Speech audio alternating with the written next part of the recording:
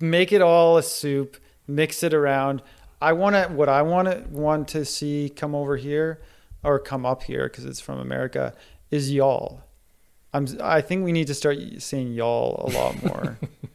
Winners use drugs.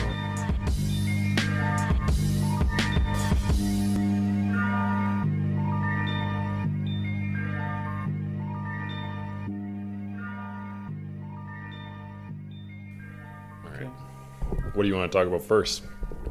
Multiculturalism? Abortion bill? Yeah, we could do that one. Abortion bill. So I hope I have this right. I think it's Texas. I mean, it sounds like Texas. Okay. But they basically brought in a heartbeat bill that means that after 6 weeks, you can't have an abortion anymore in the state of Texas.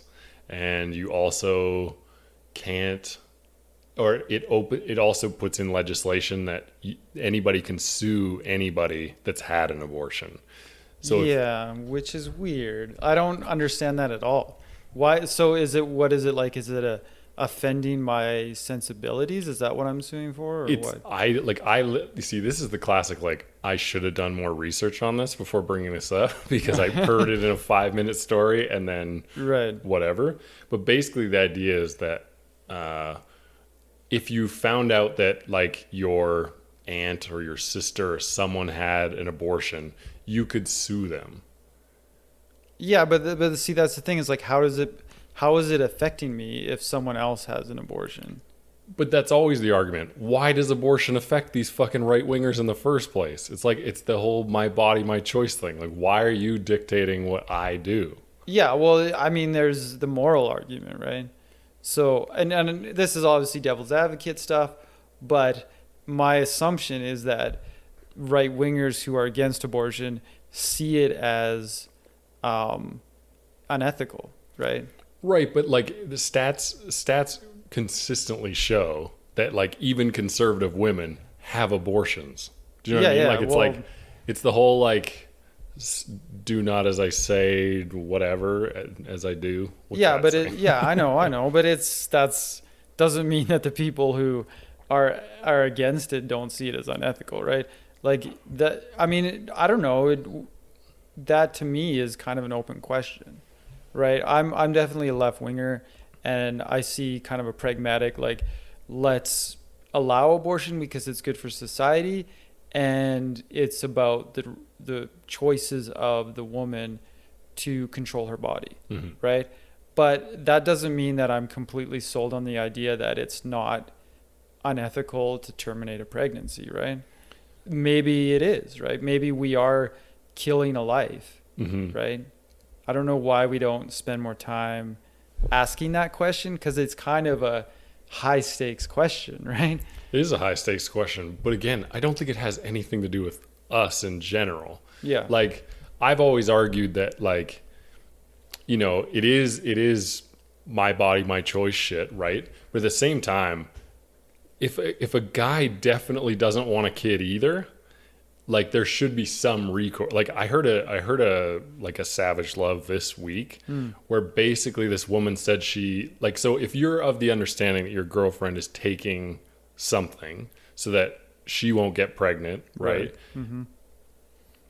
I feel like you should have some say if she just decides to not take pills and gets pregnant. Oh, like you're saying if she Why do we always get into topics that are me canceled and you canceled for no, sure? No. Hey, listen, it's whatever, right? So what you're saying is that if a woman has a child under deceptive practices, she's not informing the man that she isn't on contraceptives, that then gives the man a say in whether or not the pregnancy gets terminated. I feel like it should. And again, it's not like a clear black and white, obviously, but like this guy called and at no point in his head was he thinking this woman fucked me over.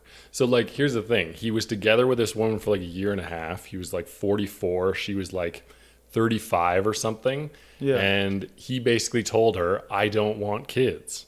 And so they were going to break up. And then he gets a call 2 weeks later being like, I'm pregnant. Yeah. right? And so, and she's pregnant because she stopped taking her birth control. And so, like, this guy at no point thinks this woman's purposely done. Like, that would be my first thought. I'd be like, Right. you fucking bitch. Like, there's no way I wouldn't react like that. Yeah, and I mean, I personally know of people when I was much younger that did that. That women who had the common thing that I remember when I was in my early 20s was that a lot of women were saying that they couldn't have children. They were saying, "Oh, I've gone to the doctor, I'm sterile," and then they would sort of trick a guy into to believing this, Unprotected so sex, they'd have yeah. unprotected Yeah. sex. Then this miracle baby would occur, right? And I was like, oh man, that's just deceptive.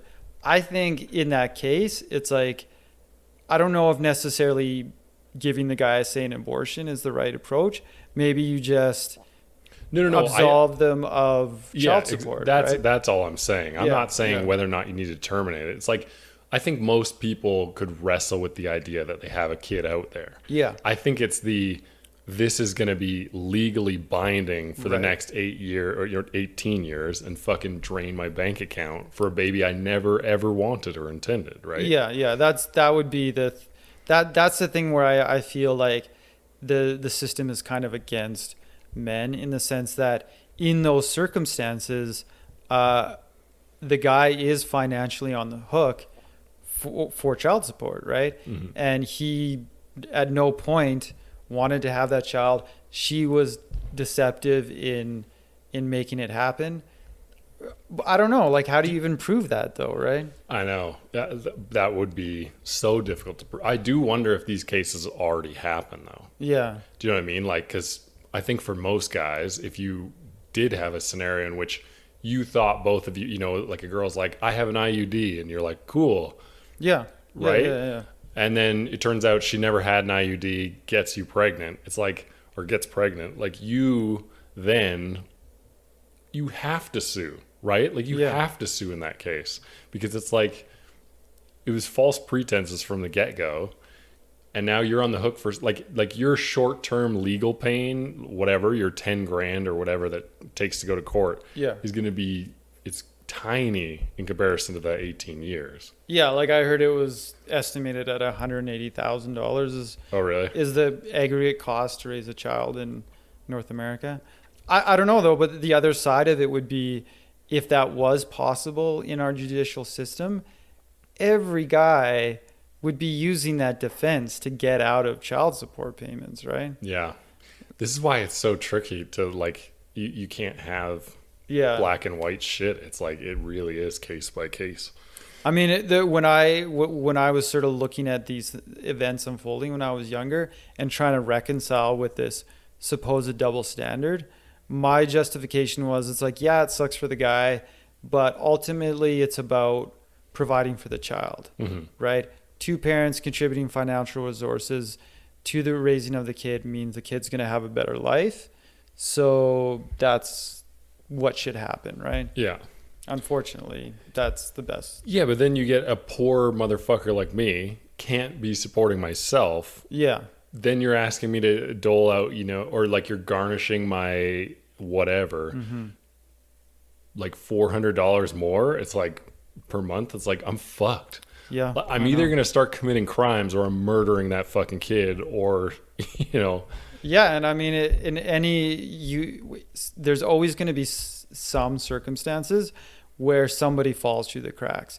And it's just like their particular situation just means they're getting royally fucked by the system. And it's like, what side do you want that to fall on? Do you want it to fall on the poor dudes, or do you want it to fall on the child being raised by a poor mom, and you know he can't go to Boy Scouts because he doesn't have the equipment to go to the camp and stuff like that, right?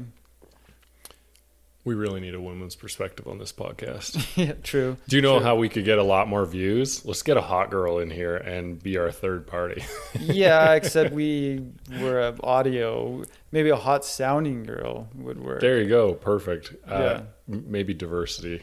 Oh, you know what? Okay, speaking of diversity, this brings me on to a totally different subject. That's how my brain works. You know the TV show, it's on Netflix, Love, Sex, Robots? Yeah, I was watching that today, and so have you watched this season too? I have. Yeah. Okay, so there's this one episode where it's about the ice whales. Do you remember that? Like they go out to the that ice was whales cool. thing? Yeah, I like that. You did like it? Okay, so Yeah, I I did. fucking hated it for a couple reasons. Like I really have an issue with fantasy in general. Like every single one, I figure out something that's stupid. So in that particular one, like they had some aggressive accents, okay? Okay. Yeah. So if you're modded out, why the fuck do you still have all these aggressive accents? Yeah. Okay. Like, do you know what I mean? Like Yeah. it's in the same way that like our voices are all getting that generic, you know, there's that study done that like everybody's losing their regional accents because everything's so universal. Have you heard this? Oh yeah. Like Chicago, like they were talking about how like in 1970, you're not going to get that 1970s Chicago Bears Yeah. dad anymore because it's just everything's too interconnected and we're all talking, right? So yeah, that kind of thing just like totally undermines the whole thing. I'm like, you're all modded out and I can't fucking understand what you're saying. Yeah. So suspension of disbelief. But the thing is, they're on a remote outpost, right? But in the future, Yeah. and they're all mod. Like, so what I'm saying is, how do you not mod your voice to not be fucking But why intelligible? would you do that? So that other people can be like understand what the fuck you're saying. Yeah, but I mean, yeah, okay. I don't know. That did not occur to me at all. But I have so many issues with every episode of that show. yeah, like, well, it's one of those things where it's like, what are you choosing to be bothered by in a television show? Like, there's this idea that the things that should bother you are inconsistencies in the rules that the universe, inconsistencies in the universe that they're creating. Mm-hmm. Like, you shouldn't be bothered by that being impossible in the real world, because it's not the real world, right? No, I know it's not that it's not impossible that that person still has an accent, whatever. Yeah. But like the whole premise is like all these people are super modded up in every possible way. So why the fuck wouldn't they make that like that? Yeah, it was yeah. specifically that girl's voice. Like I was like, what the fuck? What the fuck is wrong with your voice? Yeah, I don't even remember the accents. Maybe I would agree with you if I could remember, but This goes back to the misophonia thing, probably. maybe. But the thing that what I want to say is, like, maybe in the real world, when we start having access to these mods, yeah, we all sound like a newscaster, right? Because it's just like, hello there, right? But that doesn't necessarily apply to this world that's being created. Maybe they have a good reason. Maybe there's a history behind that particular outpost that explains why they have A broken English mod. Yeah, exactly. The stupidest thing ever. Anyways, this is like, I know I can't, like, I know it's my problem. As you said, you're supposed to analyze it within the framework of the show. Yeah. My brain doesn't work like that. I'm like, it doesn't, I can't make that leap. Like No, in I logic. understand. I had the problem. The one that I remember was Inception, way back in the day, because I remember watching Inception, and I'm like, and they said, oh, you can't create a thought within someone else's brain. Mm-hmm. And I was like, of course you can. What the hell are you saying? Yeah. You what is advertising? The whole industry of advertising is about putting a thought into someone else's brain that they can't find the source of, right? Mm-hmm. If they knew the source, it wouldn't work, right? So that really bothered me, and everybody loved that movie, and I was just like, ooh, I just can't. And so, yeah, I had to think, well, this is, it stays true to the universe that it's created. Yeah. It doesn't apply to the real world, right? Yeah. Okay, so the other one that was like a real problem for me was the Living Forever one. And like the killing kids, breeders or whatever. I don't remember that one. Oh, okay. Did they release it in like blocks? Because I watched a bunch of episodes thinking there should have been a lot more. I don't know. I think there's 11 total. Yeah, I don't think I've seen. Okay, maybe they did 11. block it because I know Netflix was experimenting with that. Yeah. But this was the one that it was like the second episode, so I think you probably saw it. But Oh, I anyways, must there was have, like yeah. an upper class. They even like had the imagery of they live above the clouds and all these ivory towers and whatever. Yeah. And like the guy is a cop, like they're all police, right? And Yeah. he's at like this concert with his beautiful girlfriend, whatever. And then he goes to like this toy shop and follows a girl home or whatever. And like she realizes she is a kid, and then he spares her or whatever. Okay. I have no memory of that for some Okay. reason. I watched them, but I don't remember that at all. Anyways, I just I just have so many. I have such a hard time believing that a guy who his whole job has been to kill kids his whole life suddenly is like, oh, I really care. Like I don't. It's like, Yeah, well, that's a legitimate criticism, right? Because they gave him that backstory of being a child killer, and then they're not adequately explaining why all of a sudden he has a problem with it, right? So yeah, that's legit. it's lazy. Like it's Yeah. lazy. Like the kid holds up a dinosaur. And like he then just has it in his car, and he's like, "Oh, I have a conscience now." So he like fucking murders his partner and like dies at the end. I'm like, this Yeah. is so stupid. Are they individually written? This is what I don't know about the They show. are. I think so, yeah. Okay. Yeah, they So get it's a like, bunch of different writers to Okay. contribute. Because Yeah. because I wasn't sure if it was the same writers for every single one. Because like I skipped the first one. Like the first one was about like everything's now automated and the like robot turns on her Oh like a yeah, vacuum or whatever. Yeah, yeah. I was like skip. Like there's so much that I just don't like about like yeah, I don't know. Yeah, I guess for me, I'm more forgiving of those shows because I really like animation. Like animation to me, it's like I can just appreciate the art of it. I didn't find the storyline in the killer vacuum that compelling, but it was still interesting and cool, the animation and stuff. But that's the thing. I like animation too, but when it has good writing. Like, did you ever see the movie Waltz with Bashir? Yeah, that was Like cool. that was fucking crazy good. Yeah. At no point was I thinking, oh, this wouldn't happen or this wouldn't happen. It's just crazy good writing, you know, like.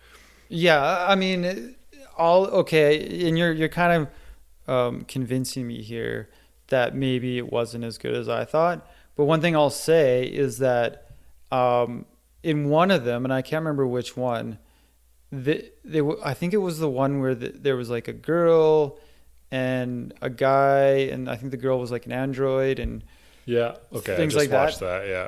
Yeah, that one, it's like they actually got past the uncanny valley issue with CGI, right? Like a lot of times, I don't know, you're familiar with the uncanny Nope. valley? As you saw my face go blank. Yeah, yeah. Okay, so there's a principle in CGI where the closer you get to a realistic human, the more horrifying it starts to look, Okay. right? But was that not like CG capture?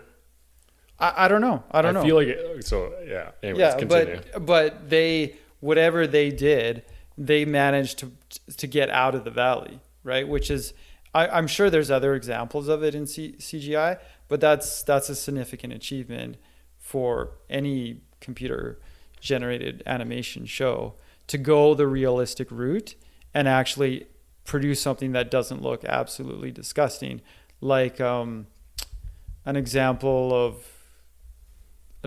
would be the Tron. Remember Tron, the new one? I mean, that's the kind of shit I immediately stop watching. But yeah. Yeah. So they tried to redo whoever that guy was. Was it Jeff Daniels? I can't remember. Some actor from the original Tron.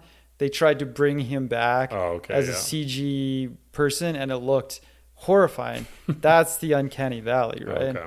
And that one managed to get past that. So my problem with it was different. I immediately checked out within the first 3 minutes. Like I was like, this isn't going to be one that like stuns me, because if a fucking CGI can't drink water normally and eat normally, I'm out. Like, I'm like, that should be the easiest thing. Like, either this actor sucks at doing the thing, Yeah. or the animators suck at it. I liked the story. Like, the story was good, right? Yeah.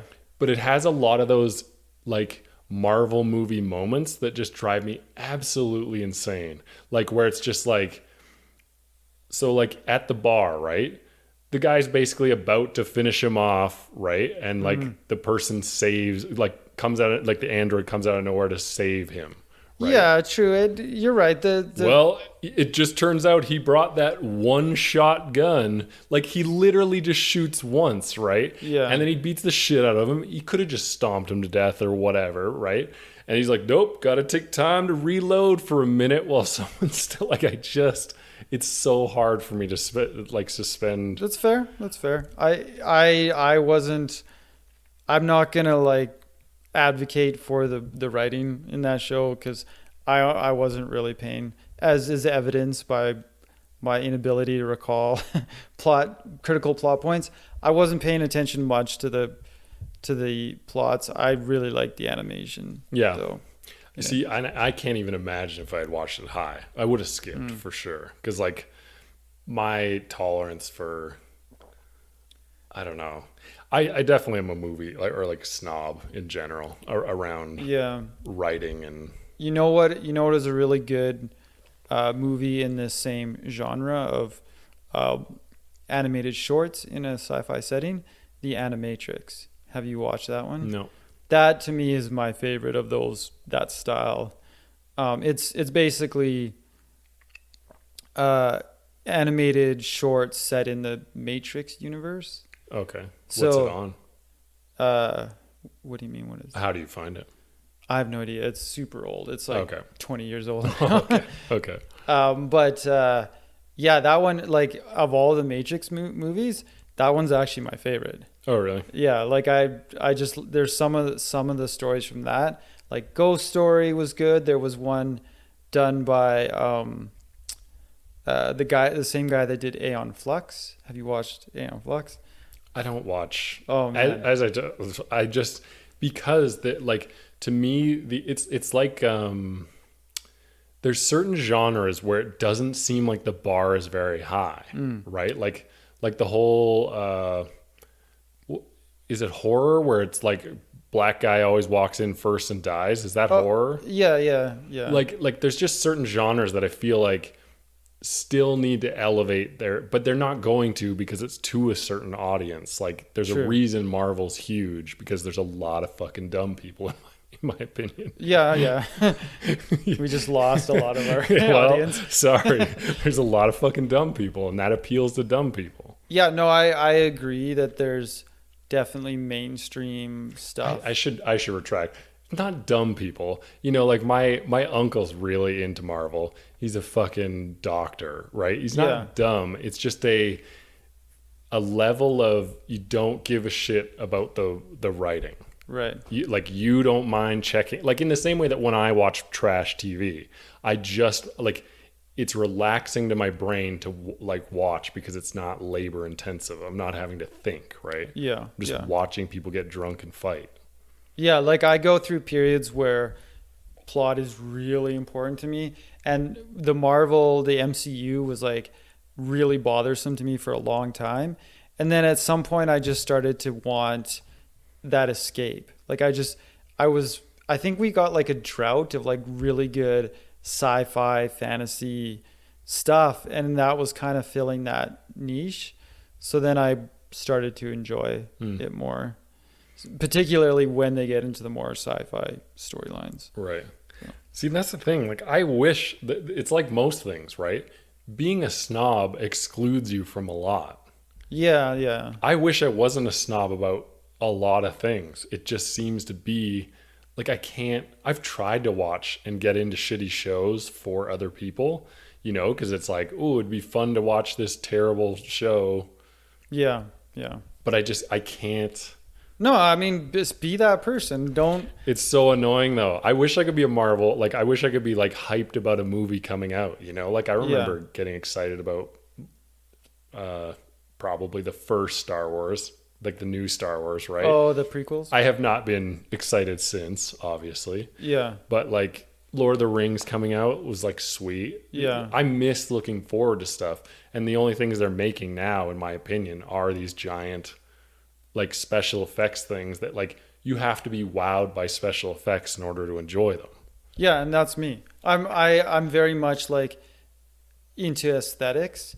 So like an artful movie that just assaults me with like really cool looking scenes, I'm gonna be okay with that movie even if the writing isn't that fantastic. And I don't know. I guess I'm not gonna defend writing that's bad. And when there's really good writing, I really enjoy that too, right? But that's what I don't understand is like you're putting now 1.2 billion into each of these movies. How do you not at least make the writing good? Yeah. You know, like obviously they don't have a ton of writing in them, right? But like how do you have those desperately cheesy lines and shit? Like how does that make it through the writer's room? Well, it's like what can you do though? It's not like you can really explore like deep, complex psychological issues in a superhero movie, right? No, but like I'm just saying like the writing is so poor. Like it's like I can't remember which one I had to watch. Transformers. Okay, so there's this scene with like Megan Fox talking to this fucking bee robot or whatever. I was like, this is the stupidest shit I've ever watched in my life. Like I'm pretty sure I walked out of that because I was just like, I can't handle how terrible this back and forth is. I mean, Transformers is a particularly awful example, right? Or no, it's a good example because of how awful it is. I feel like it started this whole thing, did it not? Yeah, I guess so. I'm not sure. I can't really think of. I mean, I'm not a follower of any of it, but like Yeah. I thought Transformers was like the first like, oh shit, we made crazy amounts of money off this CGI. Let's start to invest in these like lanes of these childhood IPs that people want to see done in a blockbuster way. Yeah, I mean the Transformers to me was unwatchable. It was too bad, and there's been some superhero movies that are unwatchable because the writing is just too bad as well. But not all of them. You right? hated Batman, right? Which is that the Batman? one we disagreed on? I loved the Batmans. That's the first and only ones I don't mind them. Oh, okay. Maybe it wasn't you that I was. No, I like them. Dark Knight especially is really good. Yeah, someone was arguing that the Spider-Man's rival Batman. I was like, not even close. No, yeah, that's a fucking ridiculous close. argument. Yeah, they were just like, the writing's just as good. I'm like, no, it is not. It is absolutely not. No, I like those. I like, Doctor Strange. I really like the Avengers movies. I mean, the whole idea behind Thanos killing half of the universe, it's like almost just hilarious how many people have tried to find logic in that plot, and it's kind of not there, right? Well, that one never made sense to me either. From what I've heard, it's just like, doesn't he just eliminate everybody because his fucking glove can just murder everybody? Like, I don't understand why the movie doesn't just start and end within 5 minutes, like one of those logic things. Yeah, I mean, there's that, but there's also the question of like, if he has the power to kill every second person, why doesn't he do something like, there was one person who said, why doesn't he just make everyone half the size? Right? Problem solved, right? That whole fighting 1,000 ducks or whatever. Yeah. One So giant duck. there's definitely that, but I mean, I still like it. I don't know. Okay. Well, switching gears. Do you want to switch gears to something totally wild that I discovered yesterday? Sure. There is a whole lane of porn around women. So it starts off. This is where we go from like G topic to not G immediately. Yeah. But the whole, like, I don't even know how this came up in my feed, but I've now realized it's not just a one-off video. This is a whole lane. So it's like it starts off with a dude like combing in a girl's hair, Okay. and then her brushing her hair out for like 8 minutes. That's the whole thing. Wow. And so like I was talking to I think it's because every guy that gets in a relationship is told like, you can come on my face, but like don't get cum in my hair. I think this is all to do with like, don't get fucking cum in my hair. Maybe. And Yeah. like guys are just guys. And so it's like, you know, it's like how it was like anal's off the table forever, right? And then what does that make guys want to do? I definitely want to do that thing that they don't want to do, right? Like it's like a... Yeah, but it's also, there's also this like need for guys to spread their seed or whatever, right? So, I mean, but the woman brushing the hair, it's like integrating it into her, like the threads of her hair, maybe. I don't know. I'm really trying to figure out Okay. what they could possibly be into. I mean, hey, that's definitely a plausible thing. Mine was more, I expressed that I thought it was more to do with intimacy and how many guys are lacking intimacy. And to see a woman just brushing her hair is a very erotic thing, because it's usually the sign that a girl's into you, for one, is if she's constantly playing with her hair, right? Like that's the like the telltale one to me, is if a girl cannot stop touching her hair on your date, right? Oh yeah, yeah. Could And be so that. Could be that. I just think there's something to this, like watching. Yeah, I mean, it obviously, like, I'm immediately done after the first minute. Like, I'm like bored by. I don't want to watch a girl brush her hair. Right. But like, it did fascinate me how big an audience. Like this girl had 1.5 million views on every single video of hers, and I like randomly clicked someone else's, and it was like, yeah, like massive amounts of. Yeah, like traffic. those. I think maybe if I saw one of these videos, maybe I would understand it more. I'm just trying to visualize what you're telling me, so I don't know if I can really. Was it you that was explaining to me the point of OnlyFans? No.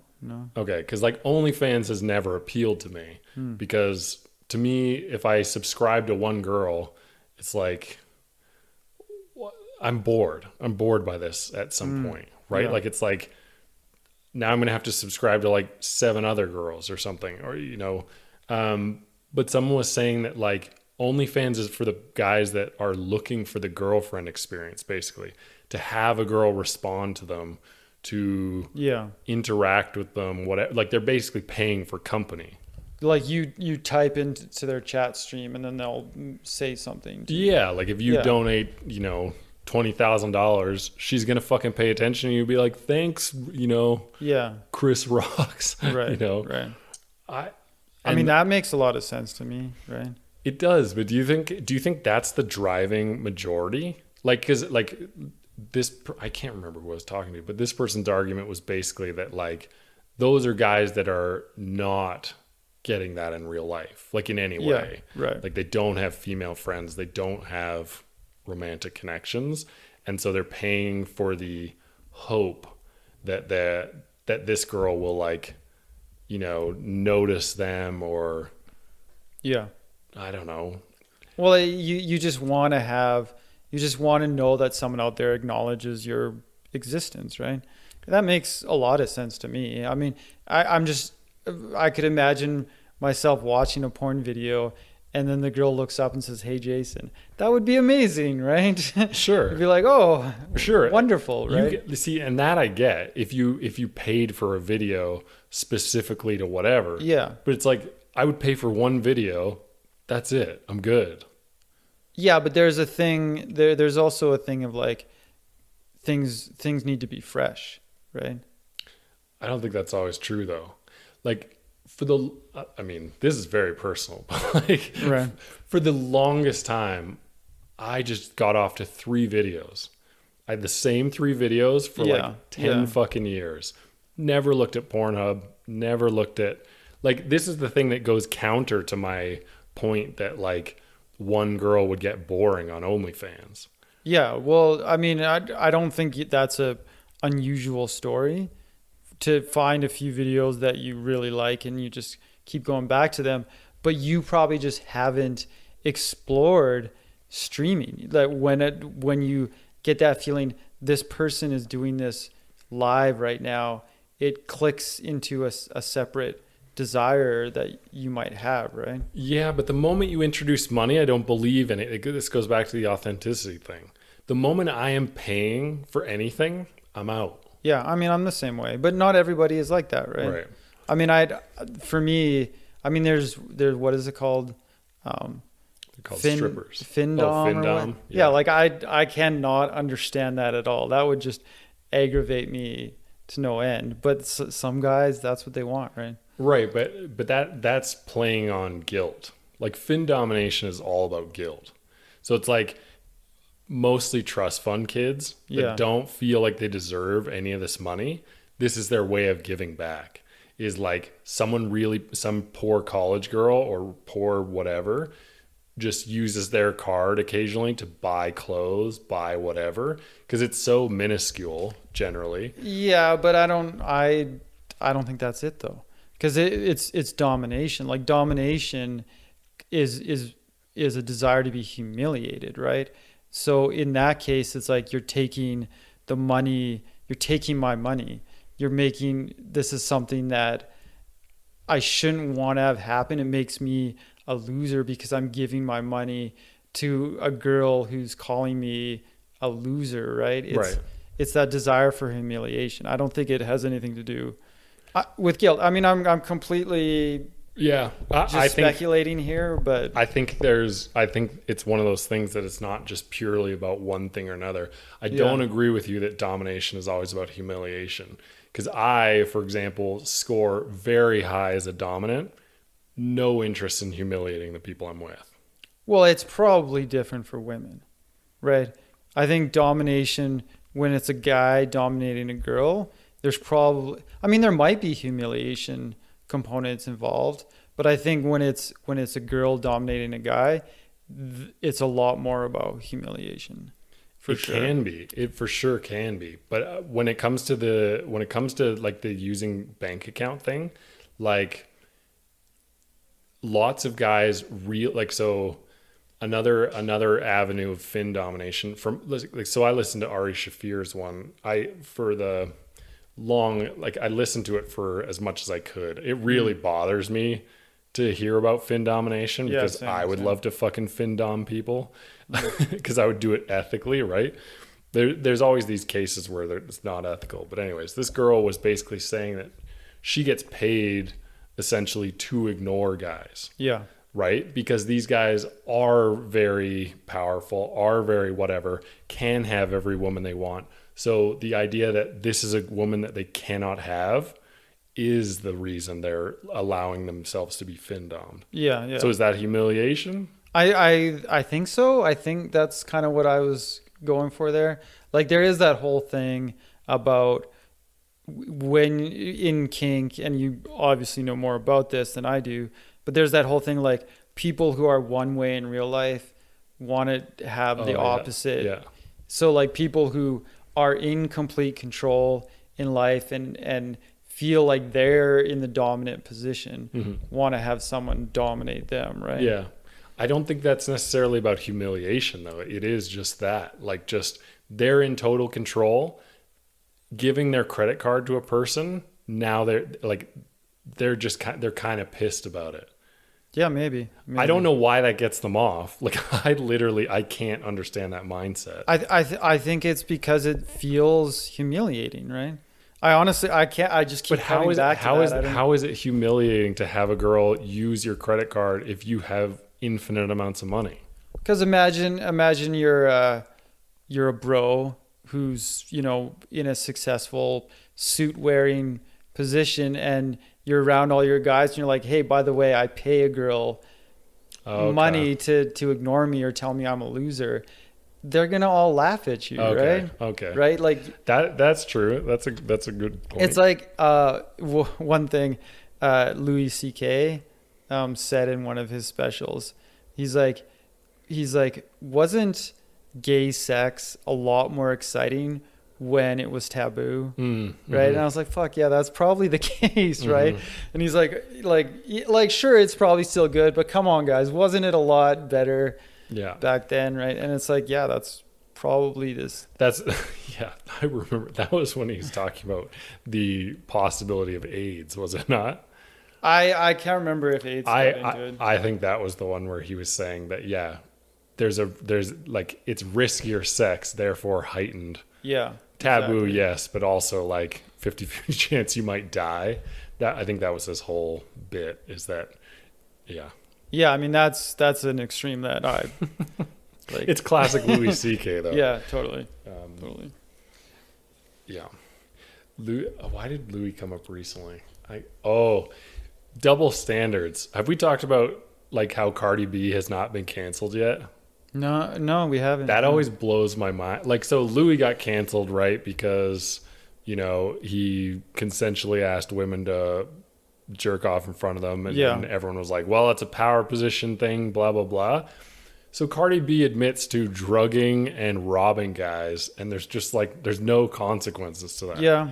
It's just like, okay, because she's a powerful woman these days and a role model and blah, blah, blah. And it's like, I don't understand cancel culture. But let me ask you this: when you hear about Cardi B drugging and robbing guys, like how does it make you feel outside of the double standard that exists? How do you feel about hearing that? Well, I mean, the problem is I don't care. Right. But if I was a guy that goes to a strip club, I absolutely care. Yeah, but because nobody's going to be taking my side if someone drugs and robs me, because it's just like, well, it's female empowerment. You're right, but I think it's just a thing in our society where as guys we just don't care. Right? We're like glad it wasn't me. Right? Which brings me to my other question. Is all of cancel culture started by women? I don't know. Maybe. Because I have that feeling, is that most dudes, I don't know if it's just that I am around quite rational guys that just like aren't online keyboard warring, or at least to my knowledge, they're not out there like trying to get celebrities canceled, or like this Ellie Kemper thing. Like, did you hear about Ellie Kemper? I don't even know who that is. She's Erin from The Office. You hated The Office though, Oh, right? yeah. Anyways, redheaded. Okay. She came from St. Louis, and so St. Louis has this, like, someone dug back in her history, basically, and she had this photo. It's called the Veil or something like that, and it's basically this tradition steeped in racist history. Like, they didn't allow black people in this until like the 80s or whatever. And so now everyone's getting really mad at her for 14-year-old her. Like, why? Like, when I thought for sure COVID would wipe this shit out. I did hear about that, and that one was especially bullshit because like they were showing all of these like passages in these like rule books from the 1800s that started this organization, and I'm like, do you really think a 14-year-old teenage girl knows any of that about this organization? Do you think she was sitting there and being like, oh, this obscure passage references slavery, I'm totally into that, I'm going to join this organization? No, that didn't happen at all. Oh, right? Ellie Kemper learned about it the day she was getting canceled. Yeah. You know, do I think she's a secret racist? No, Right. I really don't. Like, oh my God. Well, speaking of, you're using like old footage and shit, what was John Oliver talking about this week? Oh, like he was trying to address Asian hate. Okay. Right? But all his clips were from like the 80s. Like, Yeah. that was his most recent example of how the media is perpetuating this narrative. And I was like, this isn't good Right. journal or whatever you want to call it. It's like, I'm not saying Asian hate is not happening, right? Like, I have Asian friends who have told me stories that I asked them, was that a racist thing? Yeah. And they're like, no. And I'm like, were they, you know? Like, I know. I see what you're saying, and I mean this is my perspective. It's like if you can't describe the oppression that's occurring, by what's happening today, then I'm much less interested in your plight, right? Like I watched a video about redlining where Not familiar. redlining was in the 50s. They used to banks would outline certain neighborhoods and not provide mortgages to these neighborhoods, and the characteristic of these neighborhoods was they were predominantly black, right? And so this video was talking about how this has occurred, and I'm like, yeah, well, that was the 50s. Yes, America was racist as fuck in the 50s. Nobody's questioning that. What's going on today? Are banks doing that today? That's what I care about. I mean, history is interesting, but it's not informing me about this current state of racial tensions. Yeah, tell me how Google is collecting all this information to tell banks that this is a black person. Yeah. And that's why they're being denied, right? Right, yeah, exactly. Through AI or some shit. Yeah, history is important, but it's like you can use the argument now. There's still examples of racism now, right? Yeah, exactly. And those are what are more important to talk about. Yes, you can provide context, but if all you have is historical context, then you have nothing. Yeah. That's the other thing is like, oh my God. So the big thing on this piece was like, okay, so they lost me within the first 5 minutes, because the first 5 minutes was like, 49% of Americans can't name a famous Asian. It's like, I can't name a famous Asian. Do you know what I mean? Like, and he's like, that's fucking a problem. You're racist. It's like, no, it's like, what do you watch? I don't search Asian journalist, Asian podcast. Like, do you know what I mean? It's like, if I had $1 million on the line, I could probably sit down and think, yeah, this is an Asian I know. But it doesn't like spring to mind. Aziz Ansari? Well, that's the thing. I watch Bobby Lee all the time. Yeah. Bobby Lee's famous as shit. Doesn't come to my brain. You know what I mean? So like in a survey, which they were using, I would have said, I don't know. Yeah. I watch tons of Asian. This is my point. So they were just like, fuck you, you're racist if you don't know a famous Asian, and that's your fault. It's like, okay, you've lost me on trying to figure out what the fuck. Like, and that's what bothered me is the rest of the episode is great, but I hate that like left shit of like, you're so fucking racist if you don't know this, or you don't know what POC stands for, or, yeah. Oh my God. And it was also like, they had a good point, because it was talking about how just putting Asians in all one category is problematic for people like Filipinos and stuff like this, right? Oh, yeah. And it's like, okay, fair enough. So start calling everybody from their country. Like, that's the easy solve to me. Yeah. I mean, I don't know. Like the Asian plight is, it's just, I haven't been exposed enough to what people have said has been a problem. Like I know in Canadian history, there's the railroad thing, right? Mm-hmm. I don't know what happens today. I know that like Asian families typically have a higher income, like average income, than any other ethnic group in North America. So it's hard for me to see a problem there. But that was their argument. It is a problem for the underachieving Asians, etc. Yeah. Because they feel badly they're not one of the doctors, lawyers, whatever, making. Yeah, well, I mean, sure, but that happens to poor white people as well, right? Right, but poor white, like white people don't have they're so industrious. They will outwork you. They will, so basically that's what they were talking about, is that narrative around hardworking Asians are always successful is problematic, right? But that's the thing.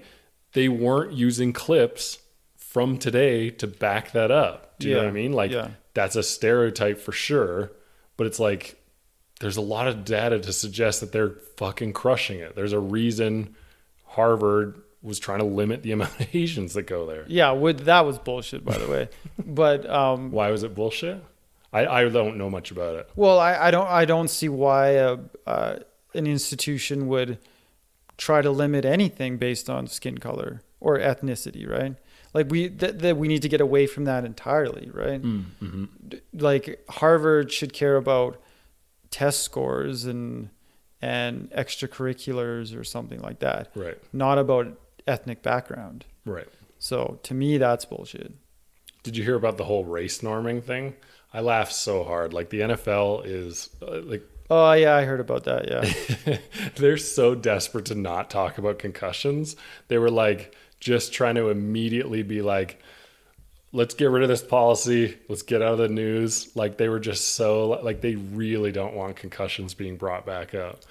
That was such a crazy thing that the definition of dementia in black people has to be lower because they see black people as stupider or something like that. Yeah, they're like, what the fuck? the criteria was harder to get disability from the NFL because they started out with a lower cognitive function in their mind or whatever. That's hardcore fucked up. See, to me, those are the kinds of things that make me stand up and say, what the fuck is going on? Yeah. Because that policy was still, that was like from the 90s or something like that. Like it was relatively recent, right? Well, and like I was reading about it that like it was never instituted to be as racist as it sounds. Do you know what I mean? Like it was supposed to actually, I can't, oh God. I don't know wish I had a how better memory. you not. I know. But like the whole policy was brought in because,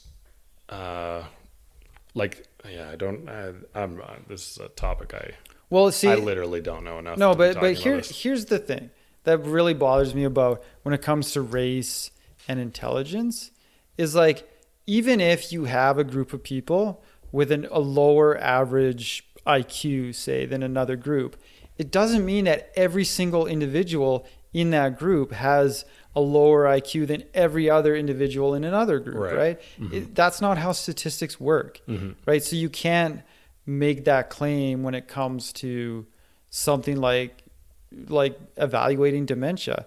Even if you go to that bell curve dude, I can't remember his name, who looked at populations and noticed that certain populations did actually have a lower IQ.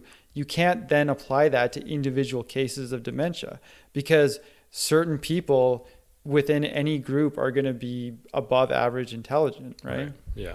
So, well, and the interesting thing about like the Asian one, for example, is like because it's such a broad whatever, like people, like, so it was saying that like Asians generally don't take welfare once they come to the country, right? It was mostly about how like if you move to the States, you have to work right away. So like they were speaking specifically of how poorly Vietnamese people have been treated, right? Like because it's like you bomb the shit out of their country, then they flee their country to come here. They're all dealing with PTSD from your bombs and shit. Yeah. And they're expected to work day one and like maintain jobs and whatever. So they were just speaking that that's like one Asian class that's just been absolutely fucked over by the States. okay. But then specifically there's like, because all the stats like to determine like Asian population, like how they're doing in the States, Japanese and Chinese students come over here and dominate and whatever. Yeah. But like Mongolian and Bhutanese people, like it's like crazy high welfare rate in the end. Yeah. Right. Yeah. And so, yeah. I mean, I get that. I'm not sure. Like, I get that stereotypes are harmful no matter what. So I'm on board with that. But I don't understand how the idea that Asian people are more industrious in particular is more of a harmful stereotype than any of the other ones. Like, yeah. I mean, it is just that they make Asians that don't succeed. Like Asians have a higher suicide rate than anybody else. And so they're saying that's why, like one reason why it's harmful to have these super positive, you know. Yeah. I mean, I don't know if that's the reason why the suicide rate is so high amongst Asians, Yeah, I would right? argue it's probably cultural. It's been fucking cultural since World War II. In or Japan, even for before example. that, right? Yeah. Like I can't remember. Oh yeah, the term. samurais. Yeah, it was common. Suicide is a huge problem for Japan, right? They also don't address mental health Yeah, in general. Again, another stereotype. That Maybe. Asians don't seek out mental health yeah, generally. maybe not, but I think Japan in particular is a specific culture, so their cultural values are going to be different, right? I would assume, and I'm completely just guessing here, but it's not surprising to me that a country that's on an island doesn't have as much of a problem with suicide, right? Like you've got limited land and you've got a huge population. So suicide, you know what? Fine. Wait, what's the connection? I'm curious now. Why is there higher? Because they're on an island. Because you feel trapped? Yeah, you're just more acutely aware of the limited space that you have. So if someone wants out, it's like, why stop them, right? Okay. I don't follow that logic about an island. I'm really, it's zooming right over. I don't get why. Well, when you have less space. Right, but it's like I could go anywhere, Yeah. right? In North America probably. That's not going to keep me from killing myself if I want to kill myself. No, but I'm saying as a cultural value, right? Like in North America, if someone wants to kill themselves, we're taking them and we're putting them in a mental institution. We're doing everything we possibly can to keep them alive, right? Right. And we don't question that. We're just like, oh yeah, of course we would want to do that. But another culture might say, well, if this person wants to kill themselves, why wouldn't we let them? Oh, Particularly when we have limited space for everyone. Okay. You Okay. I'm right? following now. Yeah. Okay. That I have no idea if that's why it is. Yeah. But that's an interesting theory for sure. Yeah. I've certainly never heard it posed that way, but that is a hilarious. Well, I mean, I'm wondering about other island nations like the UK and stuff. Mm-hmm. Like what are their thoughts on suicide?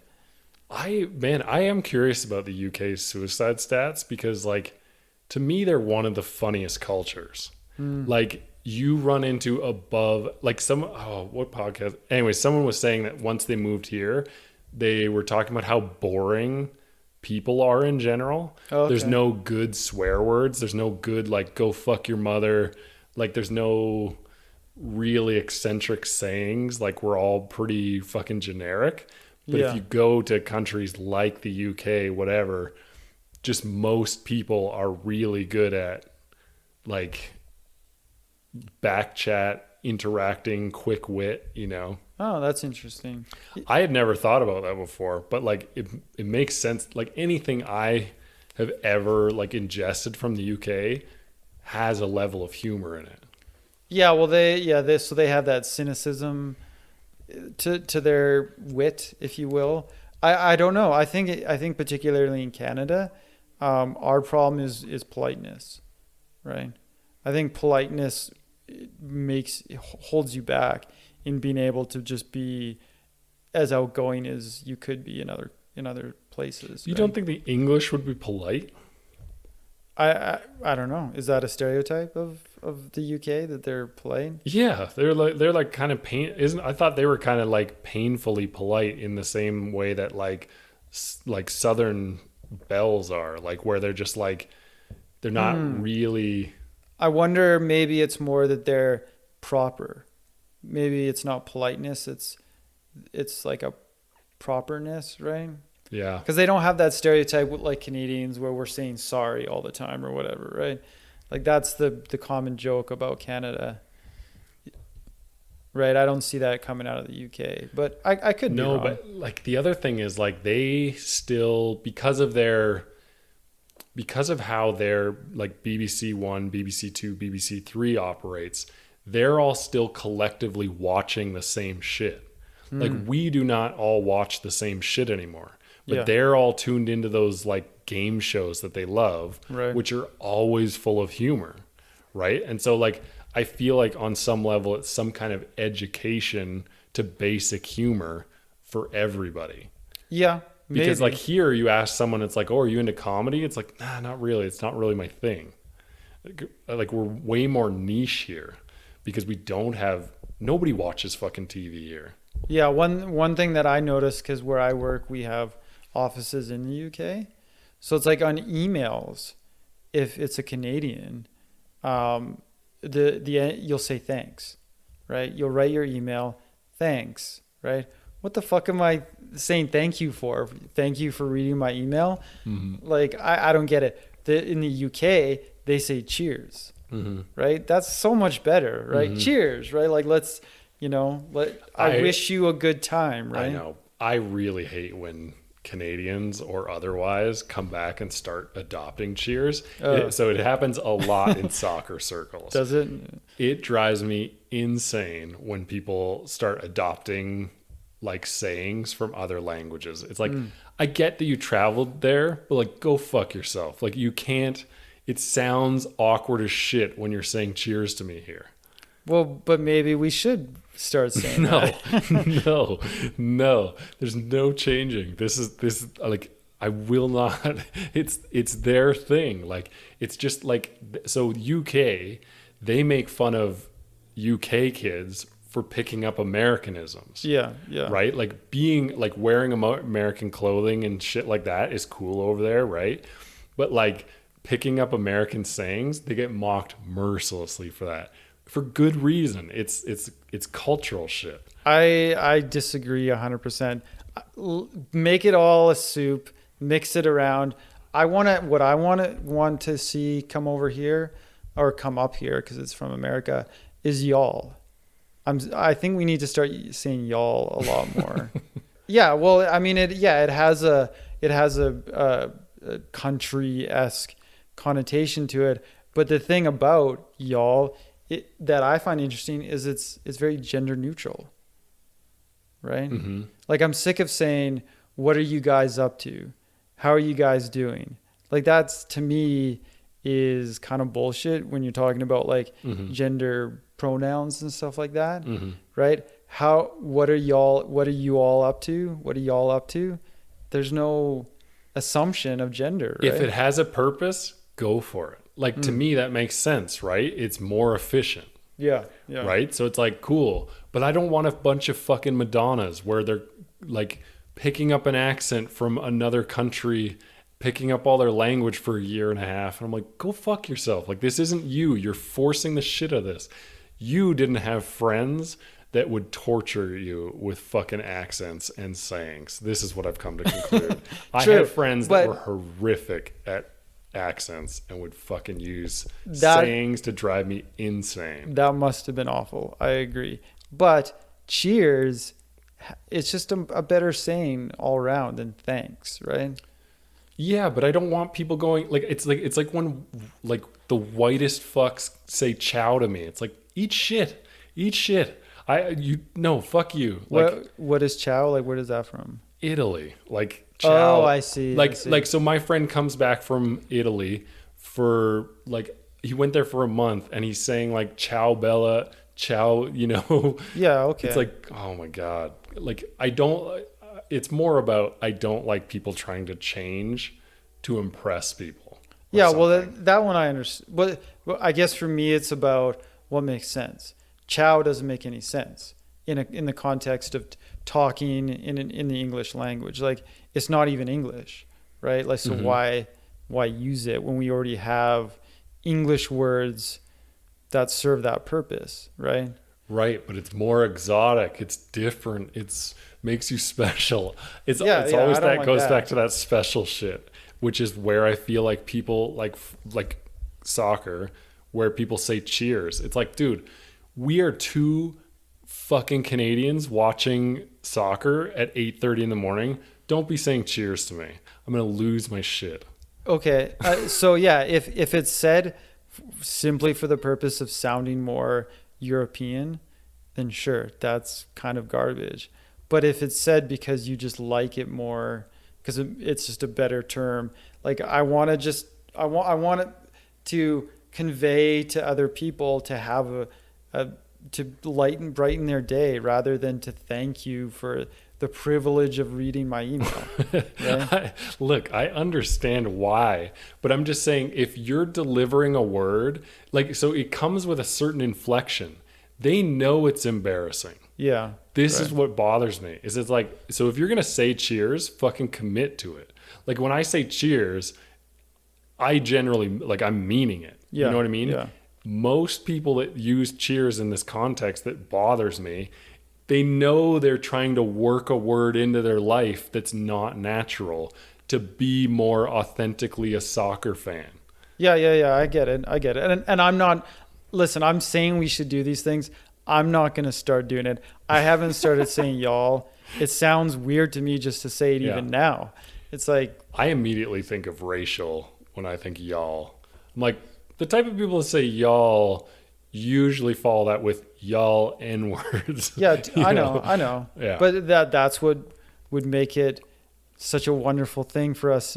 If to reclaim it. Well, no, yeah, like if the gender neutral left could take that word and use it because it happens to serve a very practical purpose, that would be poetic. Right. You know that as well as I do, the left is not going to, because of the thing like the Ellie Kemper thing. It's like, y'all was based from a, small Kentucky town where the KKK was born, and they'll find a way to eviscerate the reason of using y'all because it's.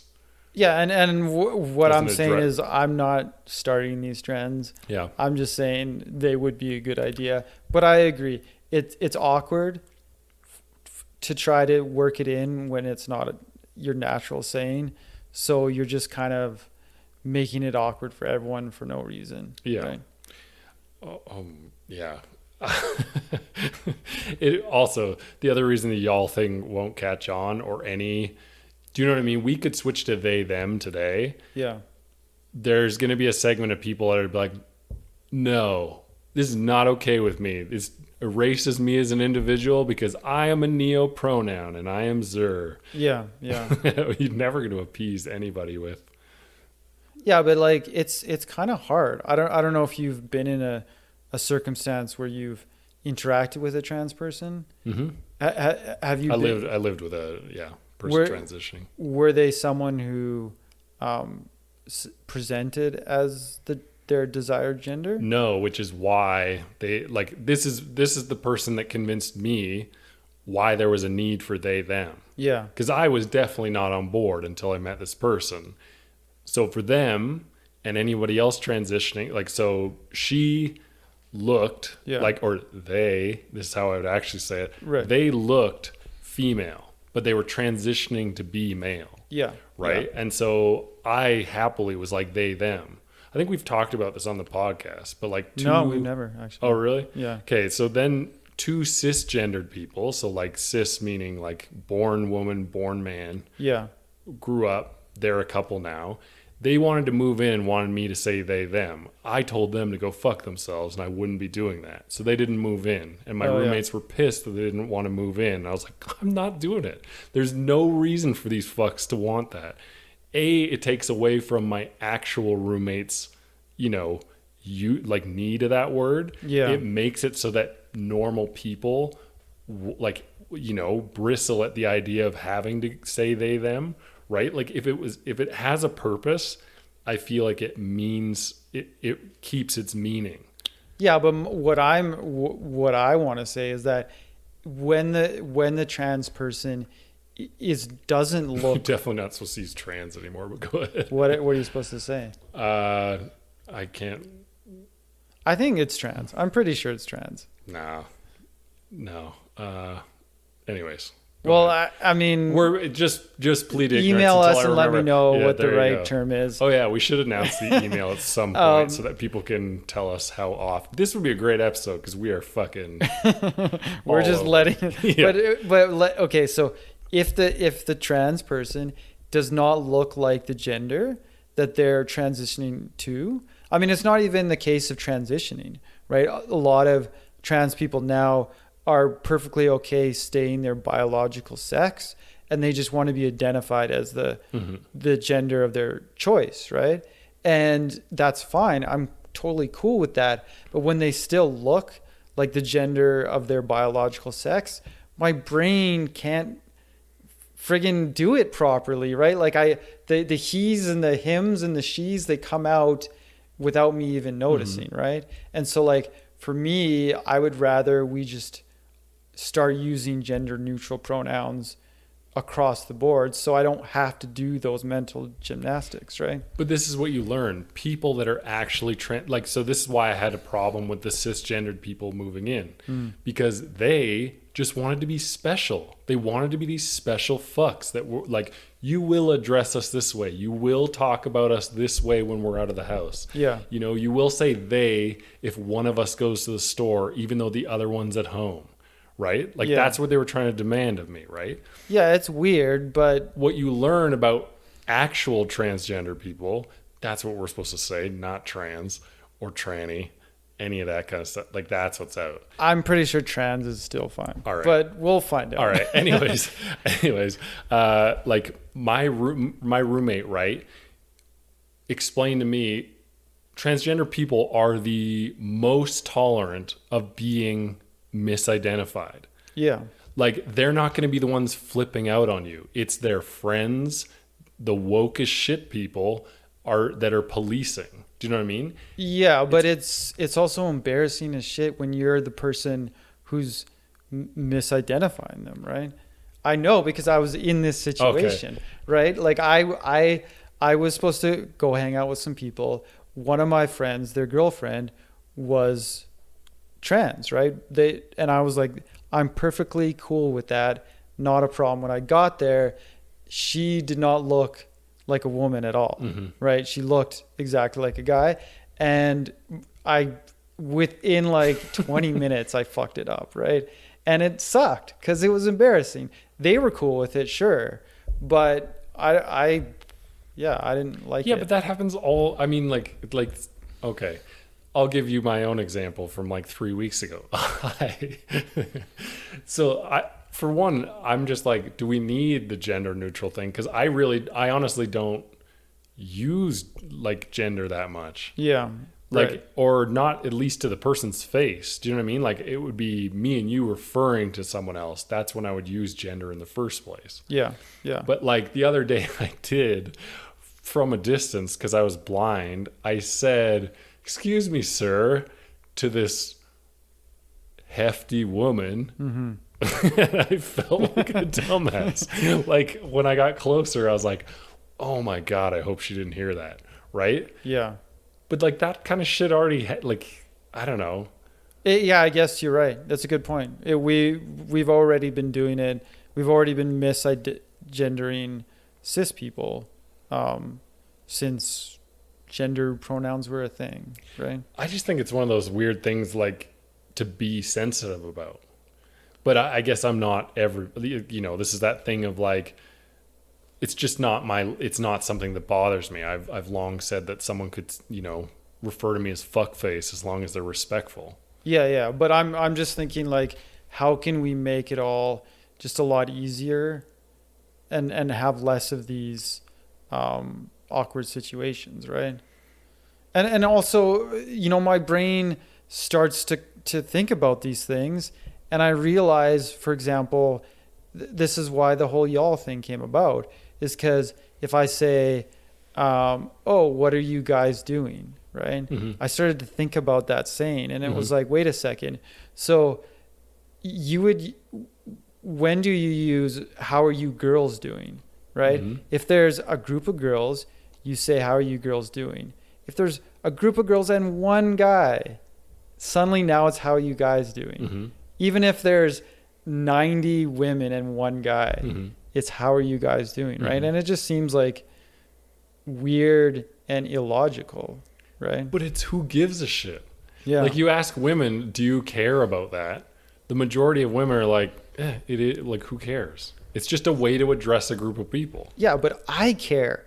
I care because I want things to make logical sense, right? And the term, how using guys in that way does not make any sense, right? Unless you imagine a circumstance where men are more important than women, right? And that's not what we want, right?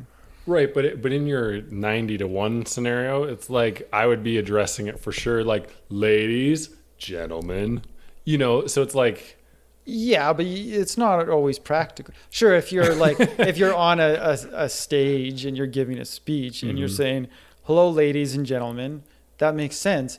But if it's just in common company, right? No, I know, but like, yeah.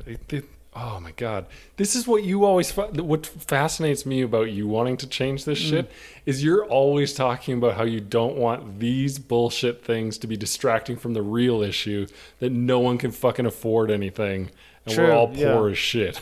Like, yeah, but true, that's true. I do think there are more important issues that we as a society need to collectively deal with, but I also think we should just switch to try to gender neutralize all our language. Here's an example. We're doing it for 2% of the population, though. Okay, but here, let me tell you another story. Less than 2%. Anyways. Let me tell you another story. Mm-hmm. In school, I'm in French class, right? And suddenly everything has a gender. Mm-hmm. The table has a gender. And I'm like, what the fuck is this? Mm-hmm. This is absolute bullshit in my mind. I'm thinking this is horrible. I don't want to know what gender a lamp is, right? Mm-hmm. So that same thought, then I should apply to all language. If I'm bothered by having to know the gender of a lamp, why should I also not be bothered by having to use gendered language when referring to people, right? Yeah, but it's like the whole Latinx argument. You ask most Latin people, it's like, get the fuck out of here with that, because of the same rules with language. It's gendered. Yeah. What? So explain the Latinx thing. I don't know what that is. Oh, because it's like if you say Latina or Latino now, it's like, oh, we're Latinx. Oh, this is a new woke lane that doesn't, like, I don't know if you've met a Mexican. Mexicans could give a fuck about PC culture. Okay? Yeah, that's probably so. True, like yeah. We'll stereotype Mexicans. Well, look, the Mexicans I know are like, I don't know what all this white shit is. That's literally what they say about PC culture. It's like totally. So, anyways, some white people and some really special Latinas, I'm guessing. Not a lot of Latinos on board immediately with the whole let's be called Latinx and get rid of the genderedness. Because again, for the 1% that doesn't fit into those two categories. But it's like they, them works for people transitioning. Who else do we need they, them for? Yeah, well, Latinx is just an awkward thing to say in general, right? Like it doesn't flow off the tongue very easily. Compared to Latina and Latino, right? Yeah. But again, like why are we trying to change for 1%? Like because they, them works for that 1%. What else do we need? Yeah, that's true. I'm not taking that position at all. I don't want to change for the 1%. I want to have a language that is more efficient, more streamlined, right? Right, but you speak in English. Yeah. We have, as you said, like the guys thing. That's one example, but like there's not a shit ton of gendered stuff in my opinion. No, there's not. You're right. English is going in the right direction in that way compared to these Romance languages that gender everything, right? And it's just I remember thinking the same thing. Like I was like, why yeah, exactly, your lamp idea. Yeah, why the fuck is this a female lamp? Like I remember getting it wrong on tests because I didn't put the E in the accent aigu, right? Exactly. It's like, what the fuck is this? Let's redo French so that it's just this word means this, right? And it's like, well, because then you have to redo whole cultures, and I don't think those cultures are going to be interested in just like erasing their history. Yeah, that's probably true. I mean, also like the Romance languages are, beautiful and have a wonderful history, and I don't want to constrain their culture in a way that just for this reason, right? But I just want to like convey the frustration that I had trying to learn French and apply that to the ways in which English should elicit the same frustration, right? So it's like if anyone has tried to learn French who's an English speaker and have thought to themselves, wow, it's really frustrating that I have to learn the genders of these things, they should take that emotion and apply it to English and say, yeah, wait a second, why do we need to talk about people in a gendered way? Like there's really no reason to do it. Right. Right. And I get that. Like, I also wonder if that's why obviously media is a huge reason why English has been proliferating around the world. The same with job incentive, whatever, right? Yeah. Knowing English has been great for most countries, right? Because, you become a telecoms guy or whatever. But maybe it's also partly because people find that without gender or whatever, it's just like, oh, this language makes more sense. Right. Like maybe that is a part of it. I have no idea. Yeah. But like I'm learning, like, so French was frustrating trying to learn the, male, female. Yeah. But I'm learning German now. It's super easy for me despite still being gendered. Oh, they use gendered. Yeah. Oh, do like they? mine Oh. and mine. Like it's MEINE and MEIN. But do they gender objects and stuff like that? I haven't gotten far enough to know. Okay. Yeah. Yeah. I mean, I think all languages are still gendering references to people. Mm-hmm. Right. But there's got to be, I feel like there's got to be a reason for it in the first place. Do you know what I mean? Like, yeah. Like what was the original reason for gendering those? You got me. I would love to know. Yeah. Like why does a table need a gender? That I cannot understand at all why that's the case. I don't know. We need to get a linguist on. Like I can see, like if you're referring to a person, if you're say describing a person, like, oh, did you see that guy walk down the street, right? Yeah. That makes sense because, you're describing the person, right? But again, we got to get away from that because, see, this is the other problem is, so it like comes, let's say police descriptions. Yeah. So if we get away from using words like guy, it's like this person, and I'm also not allowed to tell you what skin color they are, and I'm not allowed to assume their socioeconomic status. This person robbed me. Go get them, boys. Yeah, that would be a problem for sure. I wouldn't be supportive of that, right? Like we obviously want to describe people accurately, right? Well, that's what I always found so funny. Like I think it was a comedy sketch, but it was like someone trying to describe a robber without mentioning race. Just like he was, Well, do you feel uncomfortable if like you're talking with your friends and it's like you're bringing up someone you don't know their name and someone's like, oh, that black guy? No. Is that a problem for you? Yeah, see, I don't have a problem with that either. No, because we grew up with fucking multicultural, like this is what I've learned is people had the experience that like I think it's Joe Rogan or someone like, no, because I haven't listened to him for a while. Anyways, Tom Segura, that's who talked about this.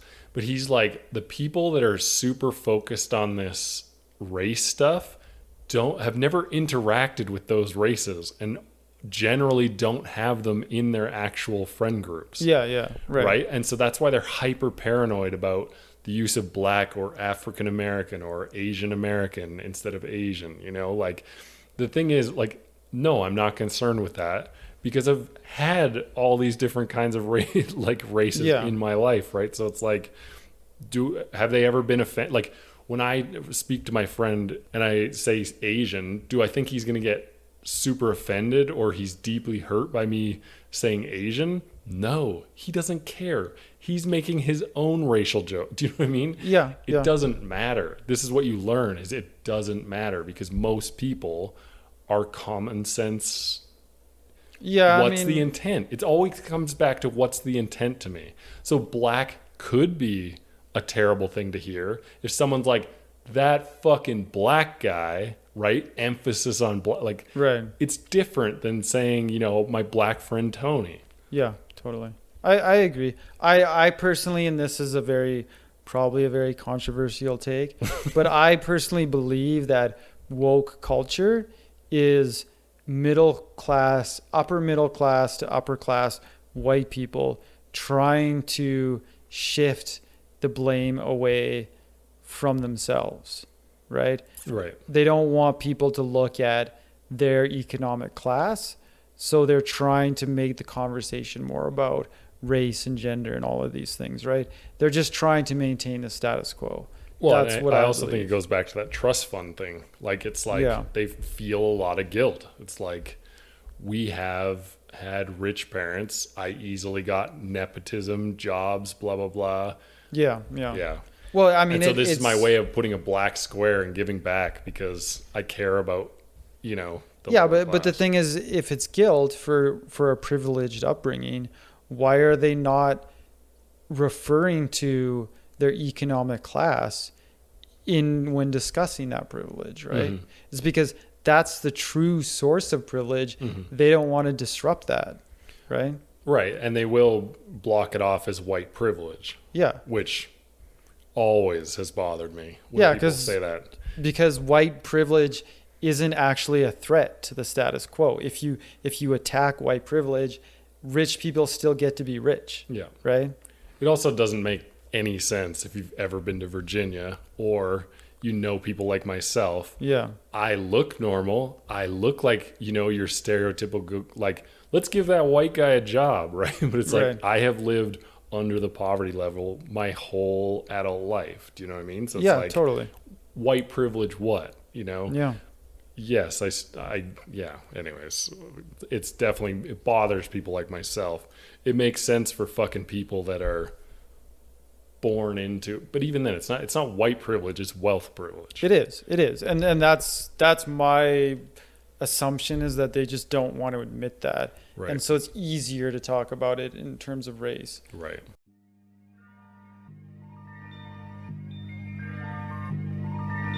Thank you for listening to the Winners Do Drugs podcast. If you'd like to get in touch with us, you can reach us at winnersdodrugspodcast@gmail.com, or you can visit our subreddit, Winners Do Drugs Pod, on reddit.com.